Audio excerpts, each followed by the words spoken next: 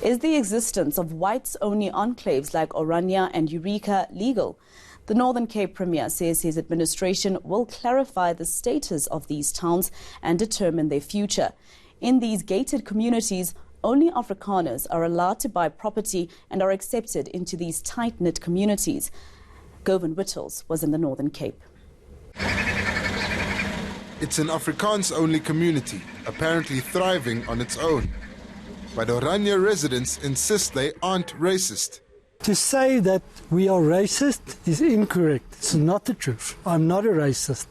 But I love being Afrikaner, and that doesn't mean that I'm not negative towards South Africa. Northern Cape Premier Zamani Saul says there are no holy cows in his administration, and he'll deal with Orania's policies. I was part and parcel of the task team which was set up by Comrade Sidney Mufamadi when he was the Minister of Local Government to look at the status of Orania. We've not concluded that work.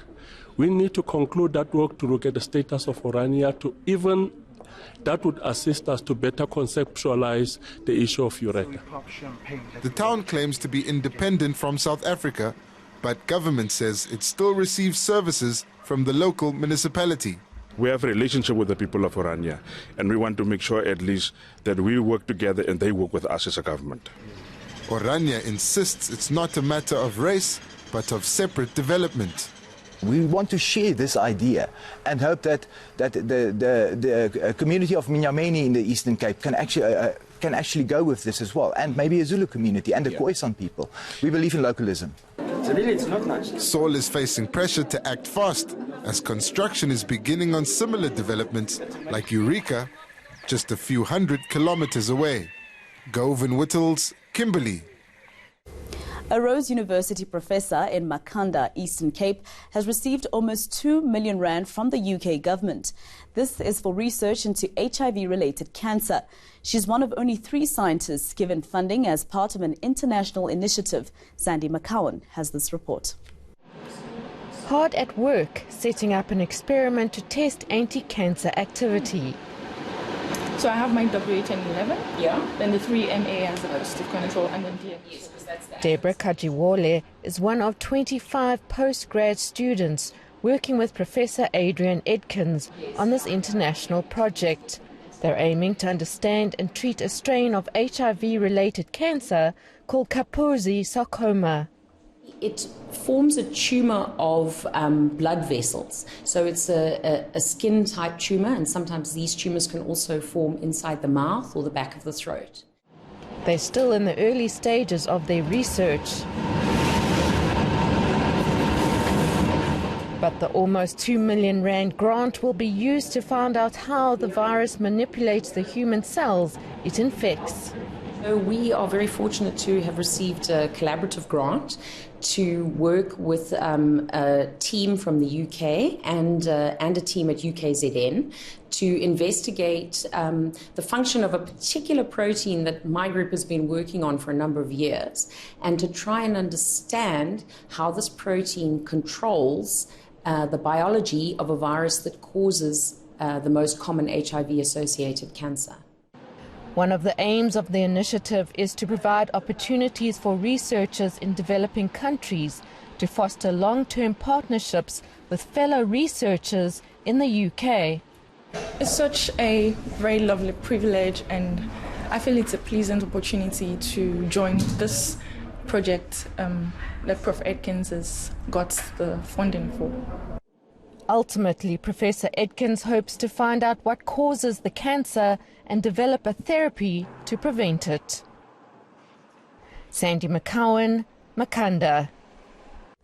While the world is focused on a digital-first future, one big fiery obstacle could stand in the way of the 4th industrial revolution: the sun. More precisely, the solar flares and space storms that emanate from it. Electrical charges that are released can cause mass communication and navigation outages. ENCA's Pilari Setosa has the story. Our source of light and warmth could also be the source of mass blackouts. The SA National Space Agency's Space Weather Center in Hermanus tracks the sun 24/7 for potentially disruptive events. Sometimes we observe what we call solar flares, explosion of the sun, and then the coronal mass ejection. Those are the particles or the materials which is coming off from the sun. It comes towards the earth, and then it can affect our satellite signals that we use. So far, the damage from such events has been minimal. In 2003, that weekend, the whole of Quebec City in Canada, which is a very high latitude city, lost their power for 9 hours, and it was directly attributed to a space weather storm. So those are the kind of things we can expect. The tech, aviation and defense industries are particularly vulnerable.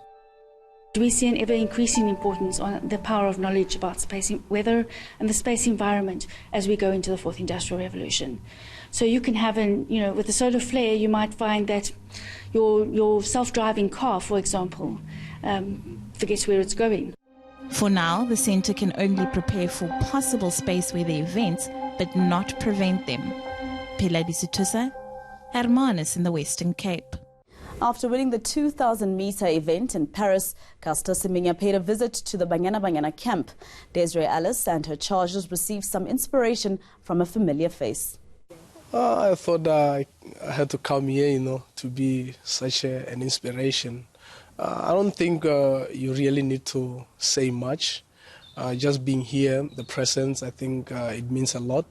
It shows that one of our own can support us. If one of our own can win, we can do the same. So I think this is just a token of appreciation for me to them, to show that we are behind them in each and every step. They must just be strong. They must just go out there, work as a team. Communication is very, very important. They must not, lose focus. We might have lost a last game, but we have learned from it. We just have to go out there, rectify the mistakes that we made, in the previous game, and then go out there, shine as a team. Because the most important thing is to work as a team. For me coming here, is just to show that we appreciate them. We support them in each and every, step. So we believe that, we will do well tomorrow. As long as we can go there as a team, play as a team, win as a team, and then walk out there as a team. That's the most important thing. That's it for your latest edition of Week in One. Take care.